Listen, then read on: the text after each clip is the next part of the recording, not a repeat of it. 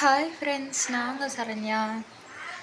சில நாளுக்கு முன்னாடி கேட்டிருந்தாங்க உங்கள் மேரேஜ் ஃபோட்டோ, அதுக்கப்புறம் ப்ரெக்னென்சி ஃபோட்டோ காட்டுங்க அப்படின்னு சொல்லியிருந்தாங்க.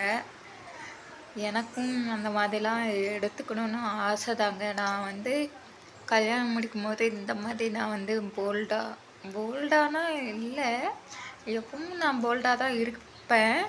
இருந்தாலும் இன்னைக்கு நம்ம புதுசாக கல்யாணம் பண்ணுறோம். அந்த இடத்துல நம்ம புதுசு. அவங்களுக்கு முன்னாடிலாம் நம்ம அவங்களோட விருப்பம் அந்த ஃபோட்டோ எடுக்கிறது எல்லாமே. நம்ம போய் ஃபோட்டோ எடுங்க அப்படிலாம் நம்ம கேட்க முடியாதுல்ல. நமக்கும் ஆசை இருந்தது எனக்கு. இருந்தாலும் வாயை திறந்து கேட்க அந்த இடத்துல கூச்சமாக இருக்கும். அப்பவும் மேரேஜ் ஃபோட்டோ எடுக்கலை.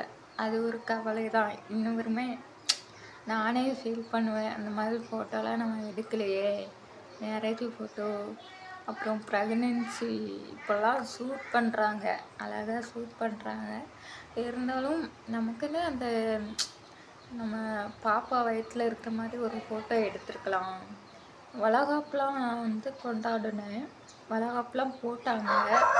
ஆனால் அப்போது நம்ம ஃபோட்டோகிராஃபர் கொடுத்து ஃபோட்டோ எடுத்திருந்தா செம்மையாக இருந்திருக்கும். அதுதான் எடுக்க முடியல ஃப்ரெண்ட்ஸ். எனக்கு அதே ரொம்ப வருத்தமாக தான் இருக்குது. சரி, இருந்தாலும் பரவாயில்ல.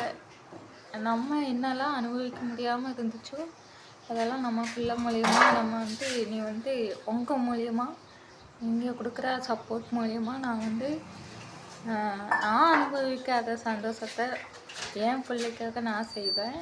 நான் ஒவ்வொரு எக்ஸ்பெக்டேஷன் வச்சுருந்தேன்.